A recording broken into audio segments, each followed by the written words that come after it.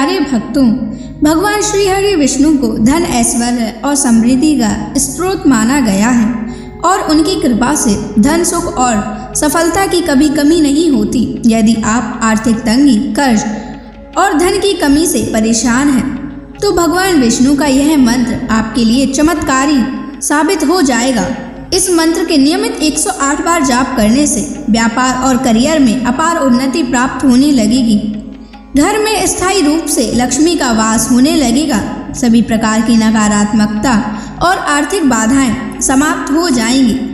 जो भी भक्त सच्चे मन से विष्णु जी के इस मंत्र का जाप करता है, उसे अपने जीवन में धन और सफलता की कभी कमी नहीं आती है। इसलिए प्यारे भक्तों, इस मंत्र का जाप अवश्य करें। यह मंत्र बहुत ही चमत्कारी और अद्भुत मंत्र है। इस मंत्र का प्रभाव तुरंत ही दिखाई देने लगता है। इस मंत्र को आपको नियमित 108 बार जाप करना है। अगर आप भगवान विष्णु का आशीर्वाद प्राप्त करना चाहते हैं तो इस वीडियो को लाइक और चैनल को सब्सक्राइब जरूर कर दीजिए और कमेंट बॉक्स में जय विष्णु अवश्य लिख दीजिए। तो चलिए भक्तों, मंत्र का जाप करना प्रारंभ करते हैं। ओम नमो भगवते वासुदेवाय धनम मे देहि शीघ्रम्। ओम नमो भगवते वासुदेवाय धनम मे देहि शीघ्रम्। ओम नमो भगवते वासुदेवाय धनम मे देहि शीघ्रम्। ओम नमो भगवते वासुदेवाय धनम मे देहि शीघ्रम्। ओम नमो भगवते वासुदेवाय धनम मे देहि शीघ्रम्। ओम नमो भगवते वासुदेवाय धनम मे देहि शीघ्रम्। ओम नमो भगवते वासुदेवाय धनम मे देहि शीघ्रम्। ओम नमो भगवते वासुदेवाय धनम मे देहि शीघ्रम्।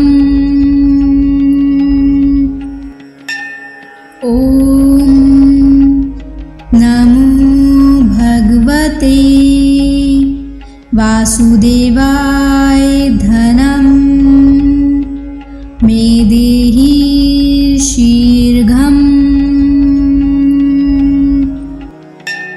ओम नमो भगवते वासुदेवाय धनम मे देहि शीघ्रम्।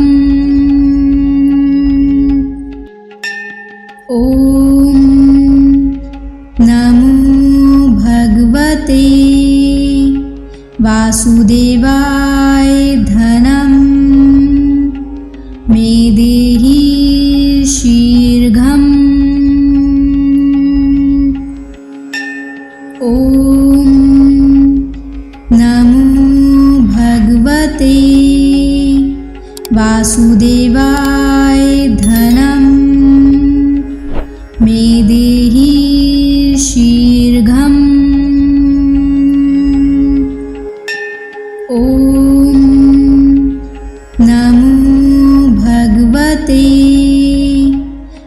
वासुदेवाय धनं मे देहि शीघ्रम्।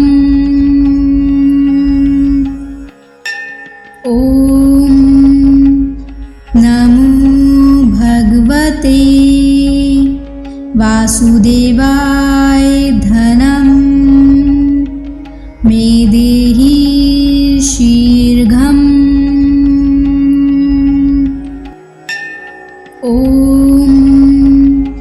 नमो भगवते वासुदेवाय धनं मे देहि शीघ्रम्। ॐ नमो भगवते वासुदेवाय धनं मे देहि शीघ्रम्। ॐ नमो भगवते वासुदेवाय धनं मे देहि शीघ्रम्। ॐ नमो भगवते वासुदेवाय धनं मे देहि शीघ्रम्। ॐ नमो भगवते वासुदेवाय धनं मे देहि शीघ्रम्।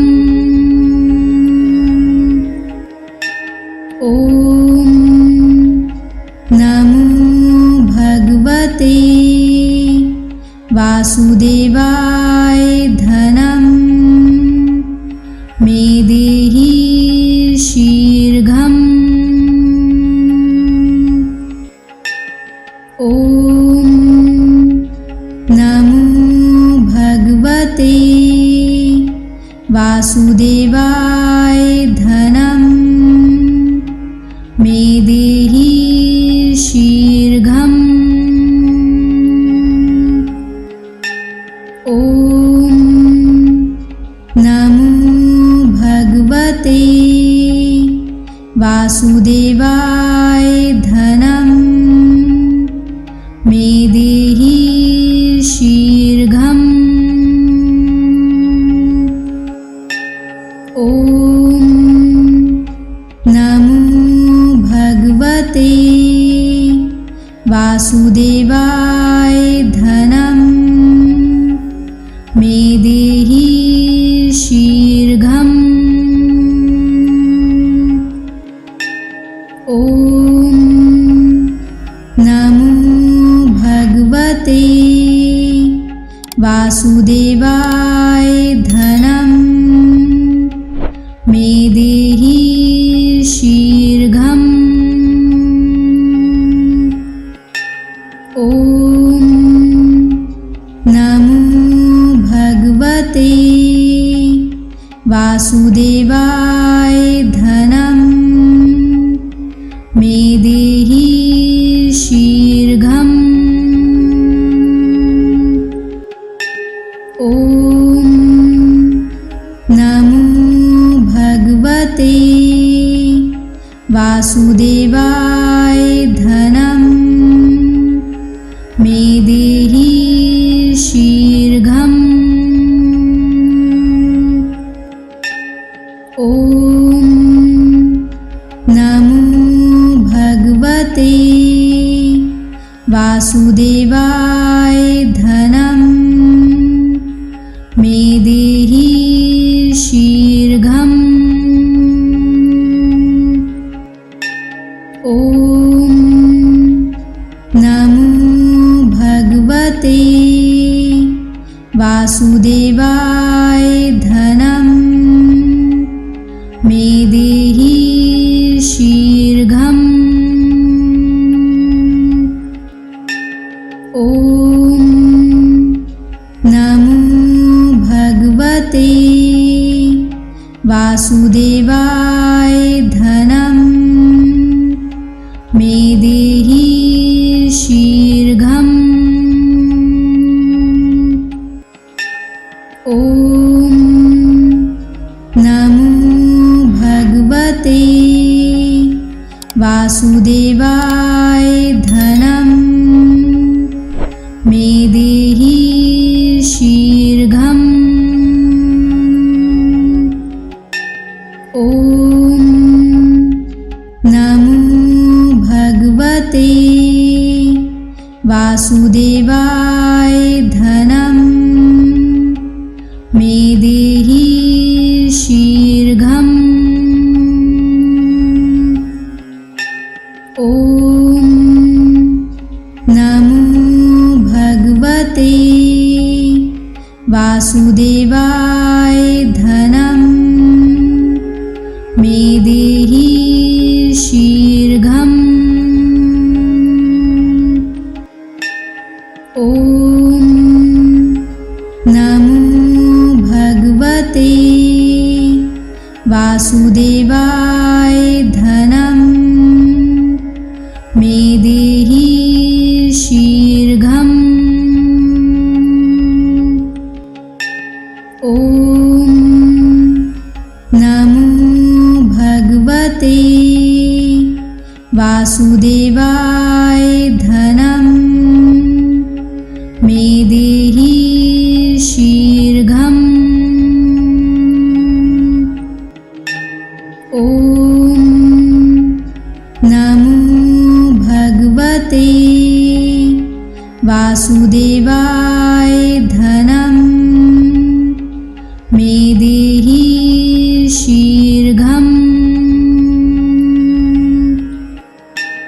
ॐ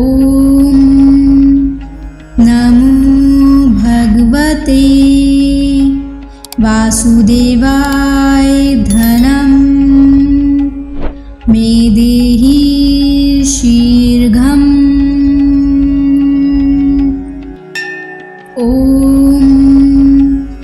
नमो भगवते वासुदेवाय धनं मे देहि शीघ्रम्। ॐ नमो भगवते वासुदेवाय धनं मे देहि शीघ्रम्। ॐ नमो भगवते वासुदेवाय धनं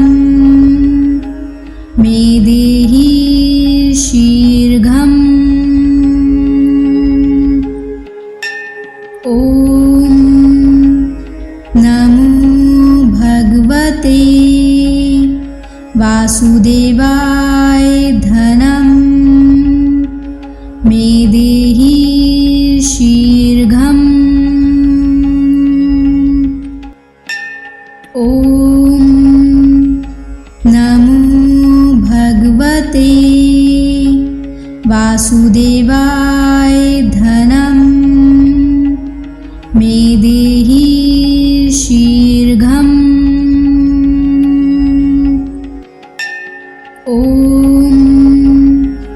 नमो भगवते वासुदेवाय धनं मे देहि शीघ्रम्।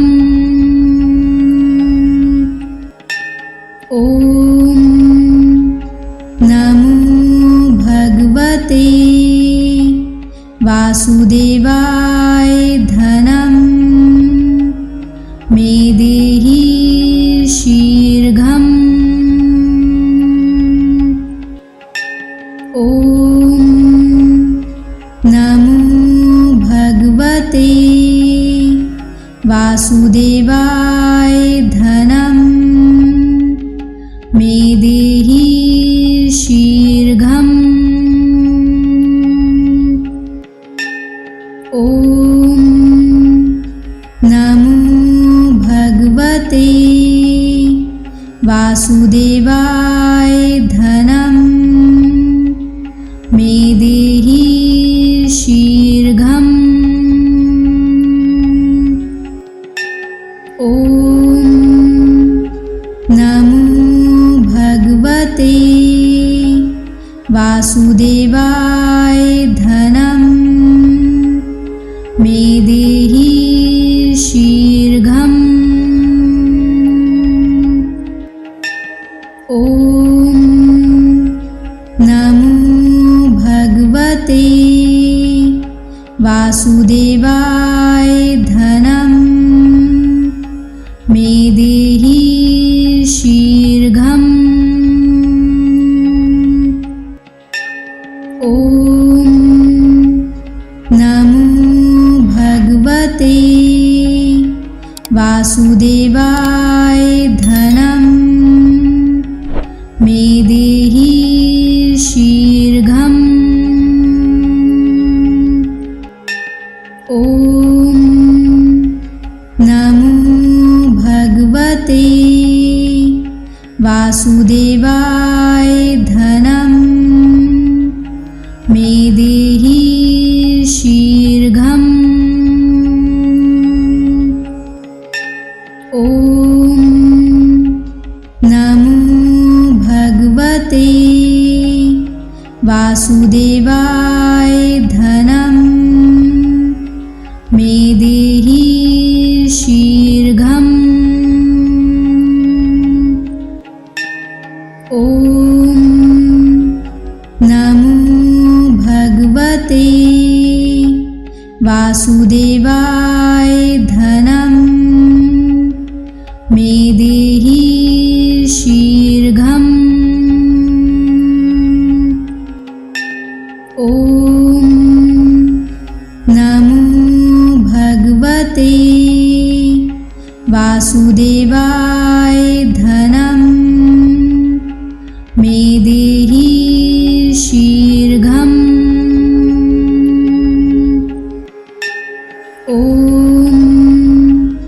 नमो भगवते वासुदेवाय धनं मे देहि शीघ्रम्। ॐ नमो भगवते वासुदेवाय धनं मे देहि शीघ्रम्। ॐ नमो भगवते वासुदेवाय धनं मे देहि शीघ्रम्। ॐ नमो भगवते वासुदेवाय धनं मे देहि शीघ्रम्। ॐ नमो भगवते वासुदेवाय धनं मे देहि शीघ्रम्। ॐ नमो भगवते वासुदेवाय धनं मे देहि शीघ्रम्। ॐ नमो भगवते वासुदेवाय धनं मे देहि शीघ्रम्। ॐ नमो भगवते वासुदेवाय धनं मे देहि शीघ्रम्। ॐ नमो भगवते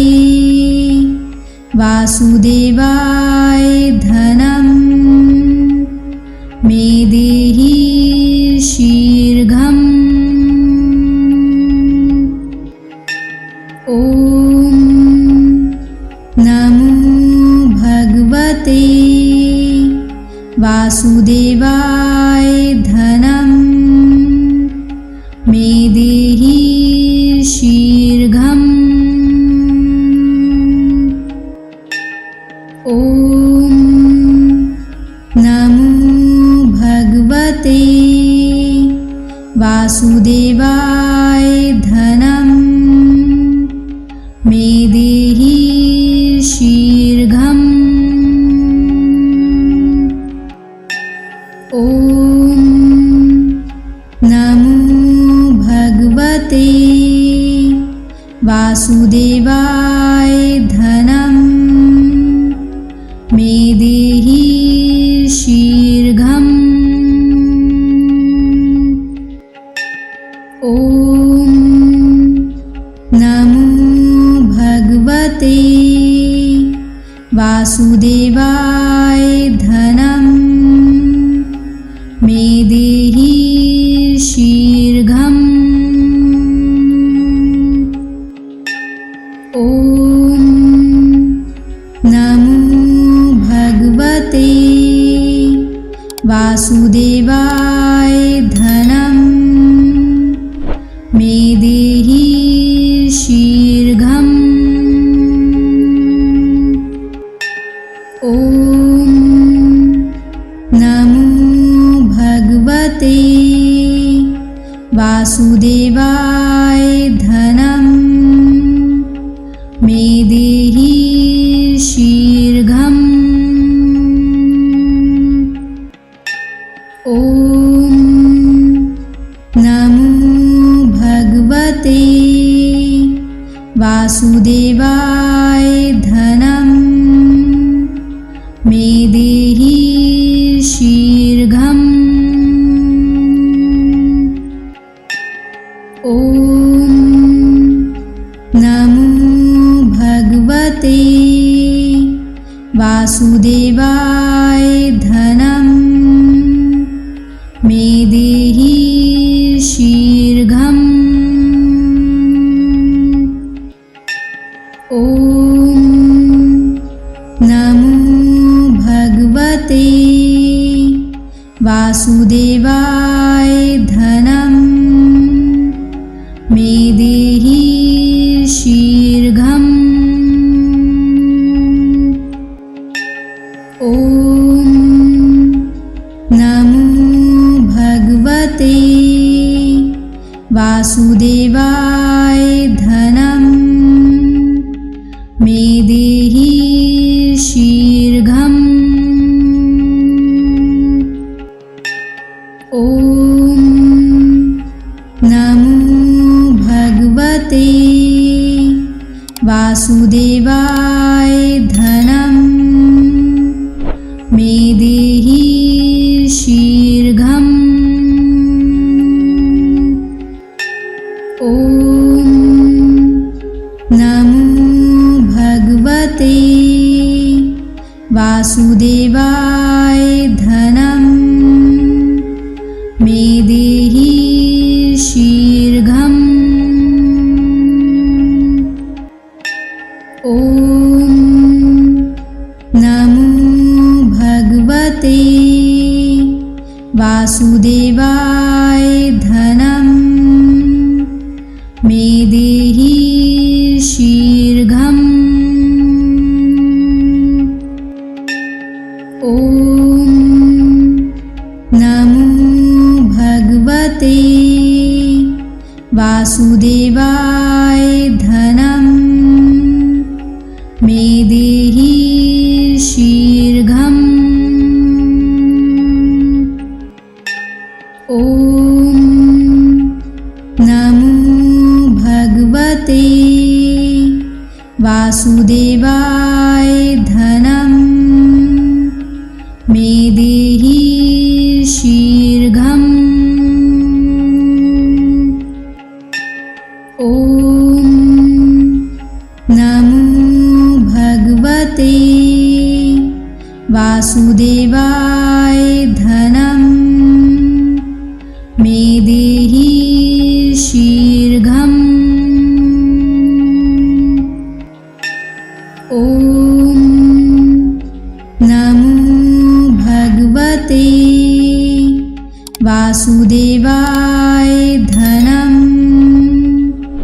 मे देहि शीघ्रम्। ॐ नमो भगवते वासुदेवाय धनं मे देहि शीघ्रम्। ॐ नमो भगवते वासुदेवाय धनं मे देहि शीघ्रम्। ॐ नमो भगवते वासुदेवाय धनं मे देहि शीघ्रम्। ॐ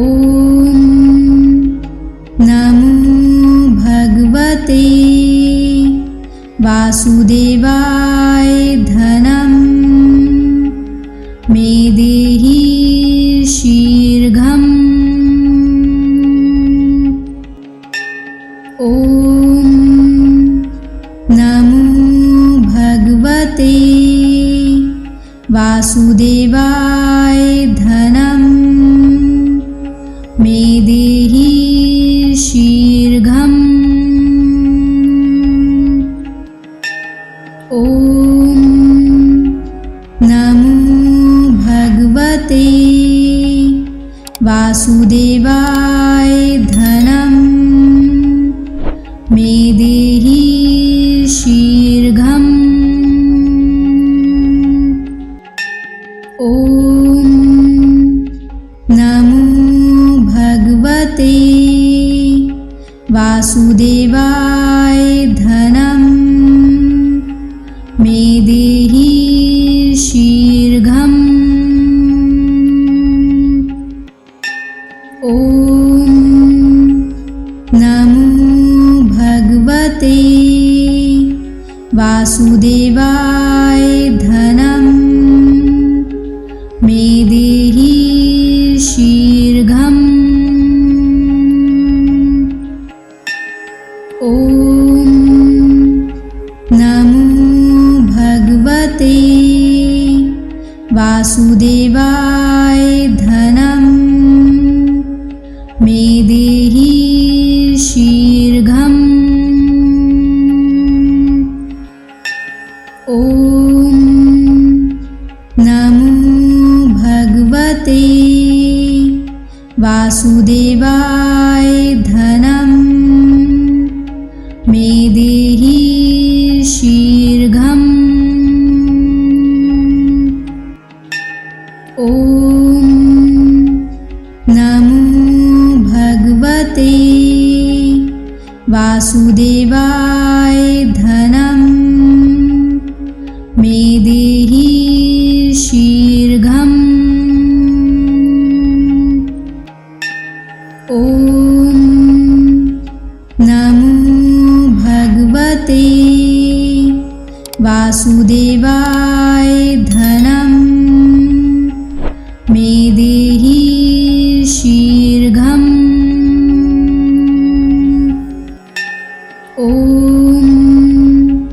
नमो भगवते वासुदेवाय धनं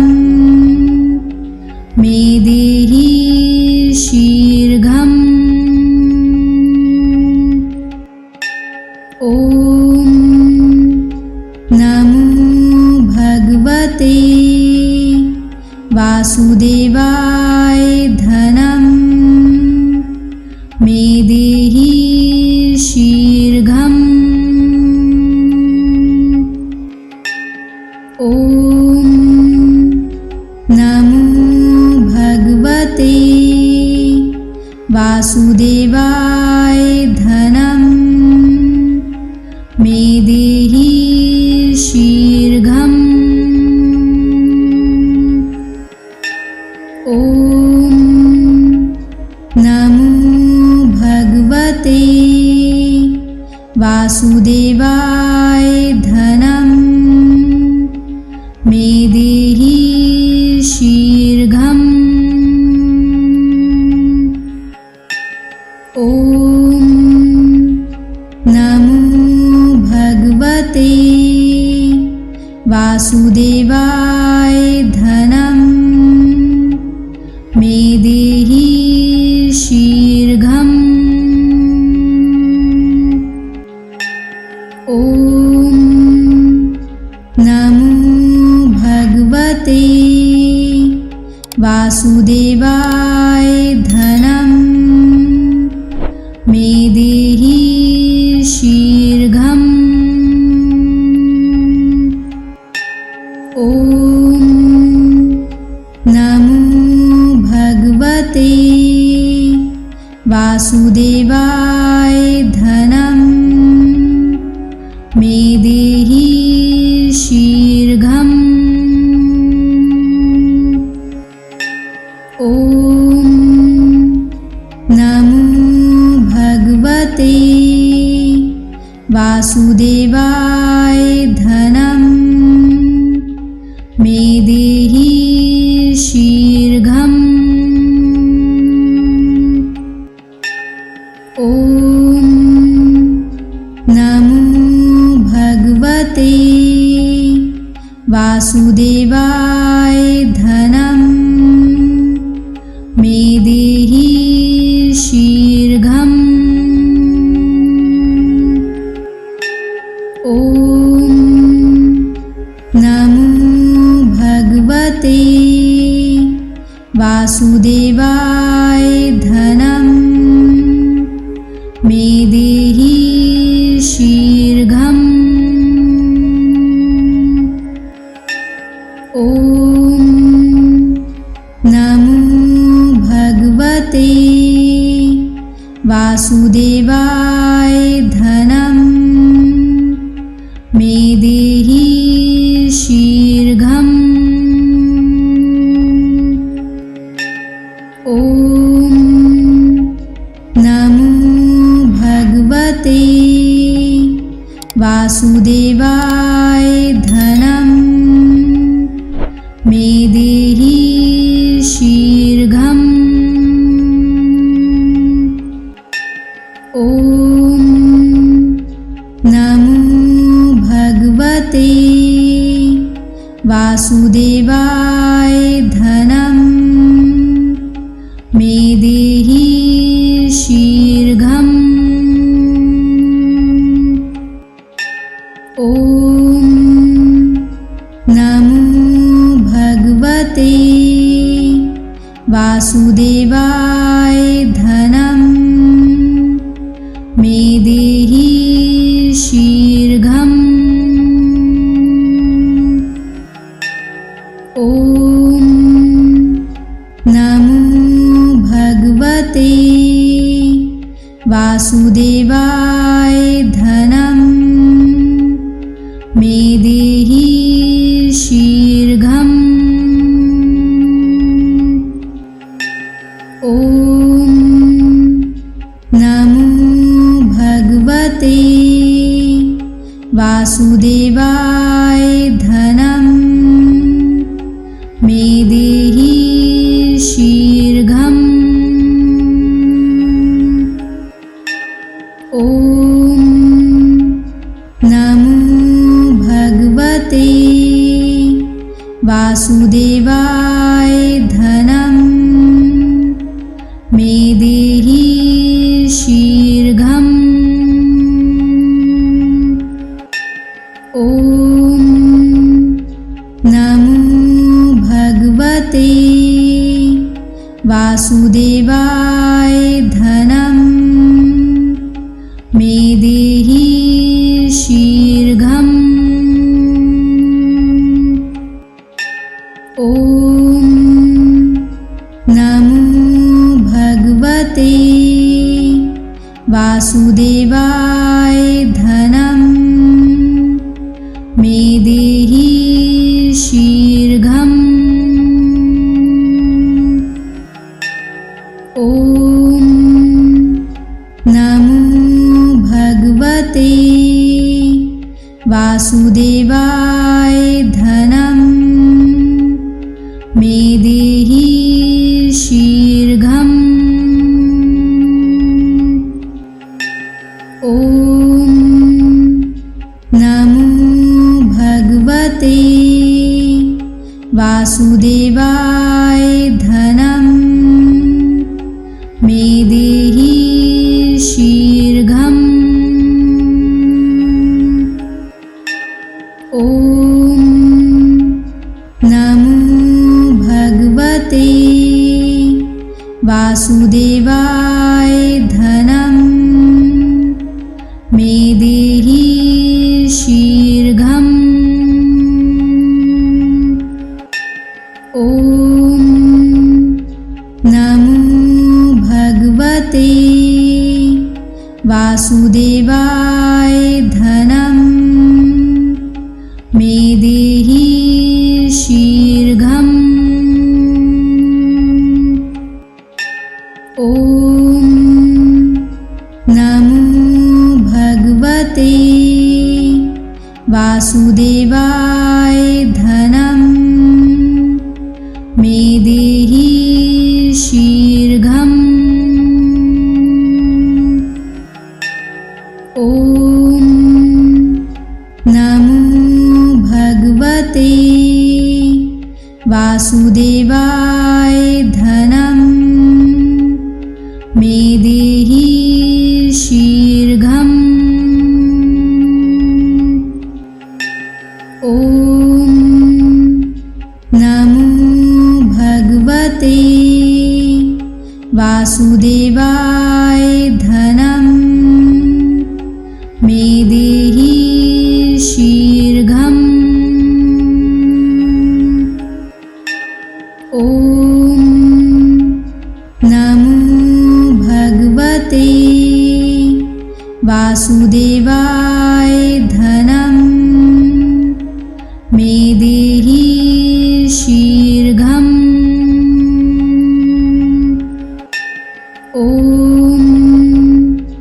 नमो भगवते वासुदेवाय धनं मे देहि शीघ्रम्। ॐ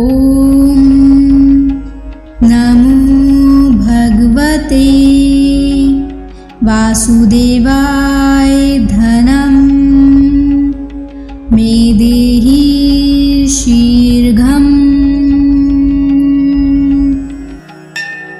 ॐ नमो भगवते वासुदेवाय धनं मे देहि शीघ्रम्। ॐ नमो भगवते वासुदेवाय धनं मे देहि शीघ्रम्। ॐ नमो भगवते वासुदेवाय धनं मे देहि शीघ्रम्। ॐ